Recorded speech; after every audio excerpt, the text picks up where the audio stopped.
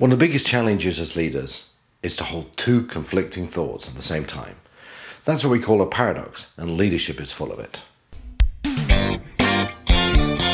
I attended a session a few weeks ago about paradoxes and leadership. I thought it was really a very good session, and it's something that me and my colleagues have talked about quite a lot.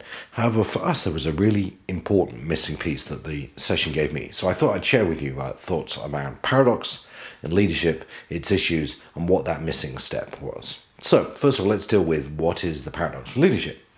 So the paradox, or a paradox, is where you get a contradictory statement that defies logic but is true.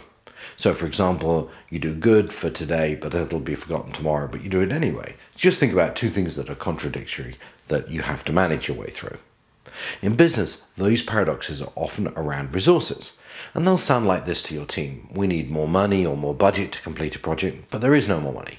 We need more people, but there are no more resources. We need more time, but our deadline won't move. These are typically the paradoxes that as leaders we have to deal with. So what's the issues with paradoxes? Well, quite frankly, every leader needs to accept that paradoxes exist. I can't think of a place where they haven't, where I've worked.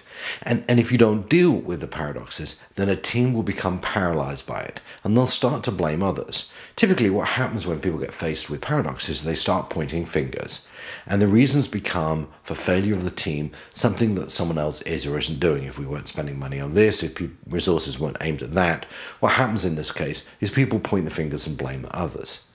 If you fail to manage the paradoxes as a leader, then they will halt the team and therefore end work. So as a leader, you really have to understand and accept this and work to move on. Okay, so given that, what was the missing lesson about paradoxes? As I've said, they exist everywhere. There's always going to be resource constraints. People are always going to want you to do more with less. The key thing about paradoxes, you can't fix them. You have to manage through them. And that really is a very important thought. You aren't going to be able to get more resource necessarily. You have to reallocate resource. You're going to have to make choices.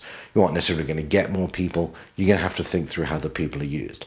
So as a leader, accept this fact. There will be paradoxes, and it's not about how you fix them. It's how you manage through them. As leaders, we are expected to see beyond the restrictions that hold us down. And while we can't always fix them, we need to help our team manage through them.